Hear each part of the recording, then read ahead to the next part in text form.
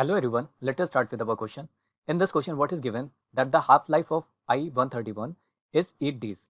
Now given a sample of I-131 at time t equals to 0, we have asserted that no nucleus will decay before t equals to 4 days, no nucleus will decay before t equals to 8 days, no nucleus will decay before t equals to 16 days, and a given nucleus may decay at any time after t equals to 0. Now the half-life is given as to be 8 days. What does it mean? For example, if there is a sample of any element, let's say this is a radioactive element, then after a half-life, let's say T1 by 2, okay, so it is T1 by 2, this is the half-life, okay, so it would become, so the number of nuclei would become just half of this. After another half-life, it would be just half of this one also. That means this number at present divided by 4, it would be something like this, okay.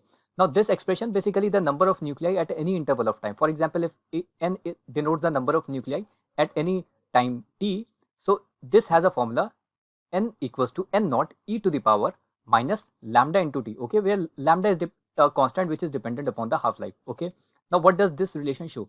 This is the number of nucleus at any time interval, okay, t.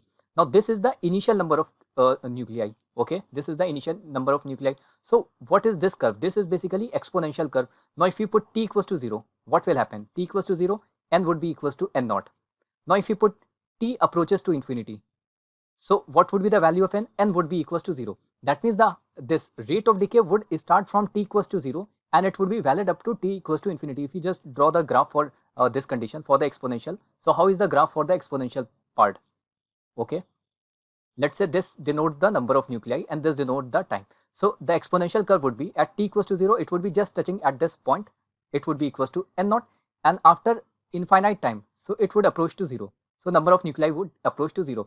So does it mean that no nucleus will decay before 4 days?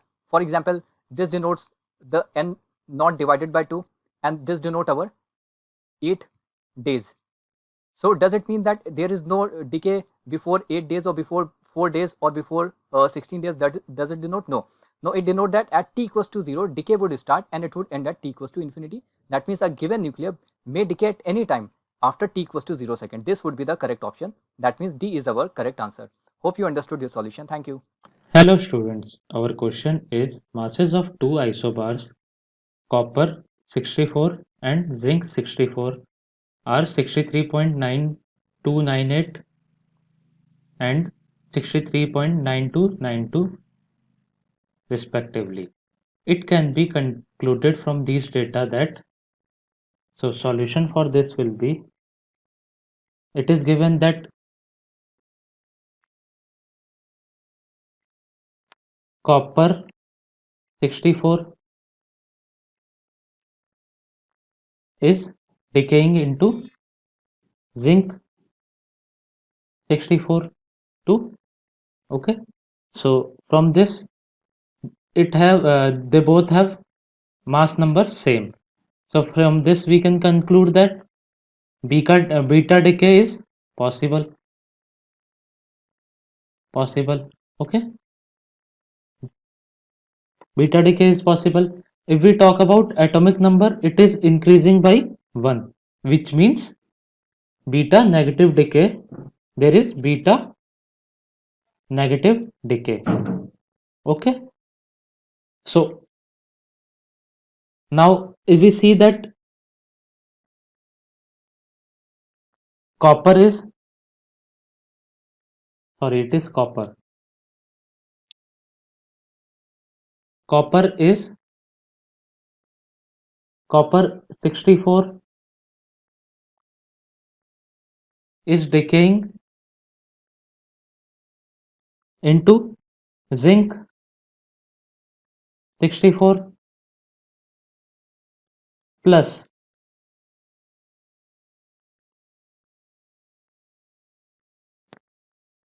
beta particle plus neutrons.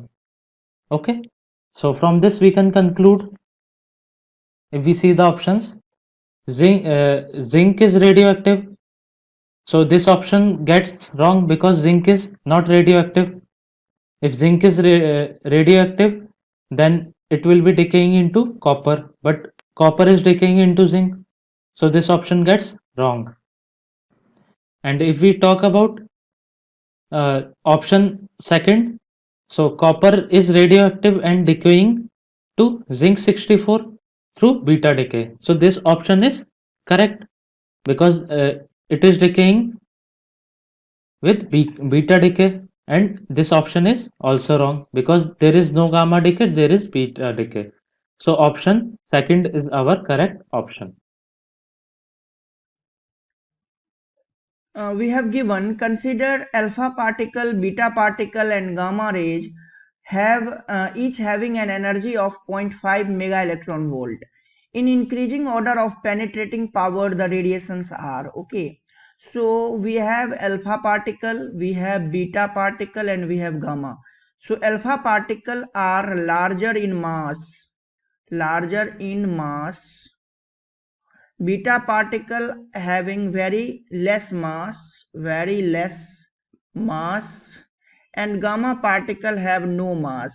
Okay, and alpha particle has least penetrating power,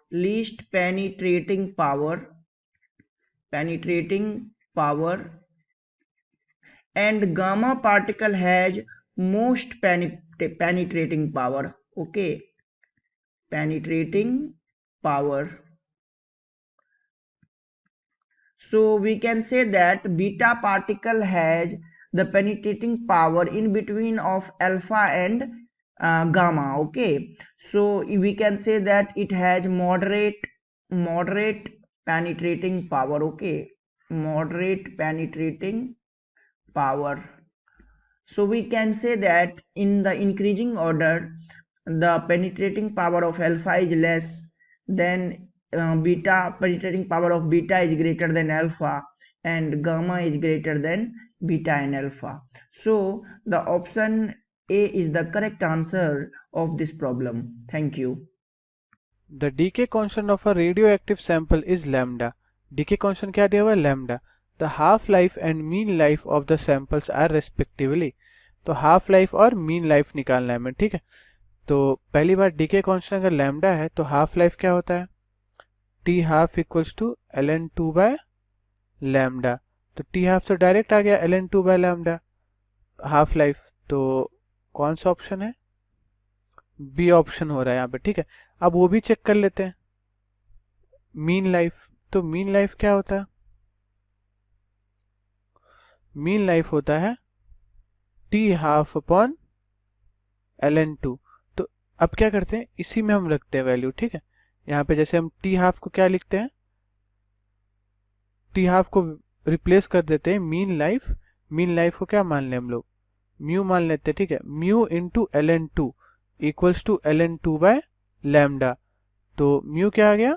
1 upon lambda. तो mean life कितना आ गया? 1 upon lambda, और half life l n two by lambda. तो B option is the correct answer. Well, hello students. Now we're going to see this question. The question says that a freshly prepared radioactive source, okay, radioactive source of half-life 2 hours emits radiation of intensity which is 64 times permissible safe level. The minimum time after which it would be possible to work safely with the sources, okay. So basically it produces 64 times that of normal safe limits. That means that 64 times safety radiation, okay, the safety limit.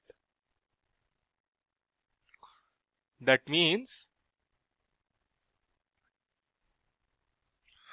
it must be, means the concentration of the normally of the substance which is taken, freshly prepared radioactive source, must be 1 by 64 times the original to make it under safety limits, okay, under safety limits. Got it? So basically if it is 1 by 64 times, so what we're gonna do, basically for half-life we have a formula. Half-life is given by basically number of half-life, okay, basically the concentration at half lives is given by 1 divided by 2 to the power n, where n is the number of half-life. Okay, n is the number of half-life. Okay, what do I mean by this? Basically, in one half-life, what happens? The concentration becomes, let's suppose the initial concentration was n. In one half-life, the concentration becomes n by 2. Okay, this is T1 by 2. Okay, one half-life. In second half-life, this becomes halved again, n by 4, which is T half again. Okay, and in third one, it becomes n by 8, which is T half again. So if you see what is over here, how many times T half took place over here? This is 1, this is 2, this is 3. Okay, this is T half. Okay, don't get confused. This is T half. So 3 times T half is taking place. So basically, we can say that the concentration at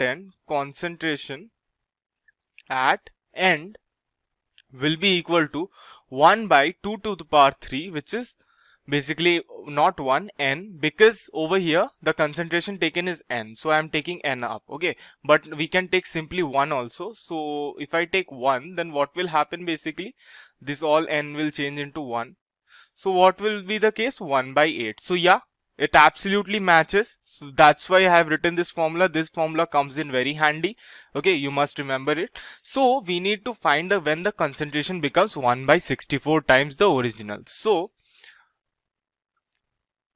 new concentration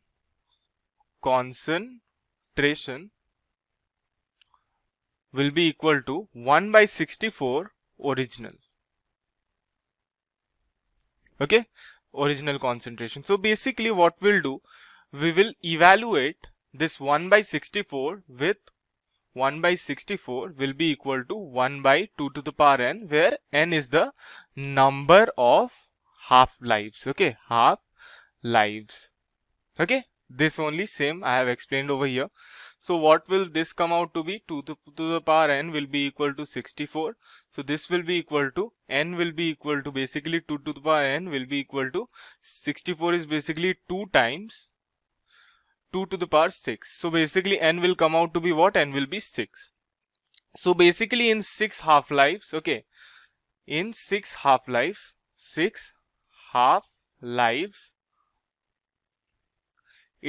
the sample becomes safe. The sample becomes